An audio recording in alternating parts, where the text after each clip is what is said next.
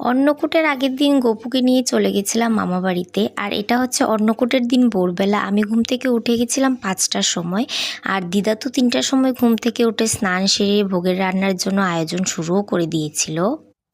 আমিও স্নান করে চলে এসেছি হাতে হাতে কিছু কাজ করার জন্য যতটুকুই পারি। আর এখানে সমস্ত সবজিগুলোও ধুয়ে রাখা হয়েছিল, আর গোপুরা তো ঘুম থেকে উঠেই গেছিলো। তারপর বেলা বাজে 8টা, আমাদের 3টে আইটেম হয়ে গেছে। আর ঘেটের জন্য সবজিগুলো সেদ্ধ করা হচ্ছে, আর একটা সেদ্ধও দেওয়া হবে ঠাকুরকে ভোগে, যেটার জন্য 3 রকম সবজি প্রেসার কুকারে বসানো হয়েছে।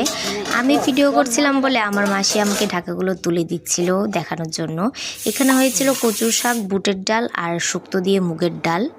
আর এখানে ওই দিন ফুল অনেকগুলো হয়েছিল, প্রায় 1 ঝুড়ি শিউলি ফুল। তার জন্য আমি গোপুদের জন্য একটা একটা করে মালা বানাচ্ছিলাম। আর ওইদিকে হচ্ছিল বাল্যভোগের জন্য ভোগ প্রস্তুতি, যেটা নিয়ে নেক্সট মিনি ব্লগে তোমাদের সঙ্গে দেখা হচ্ছে। ততক্ষণের জন্য বাই।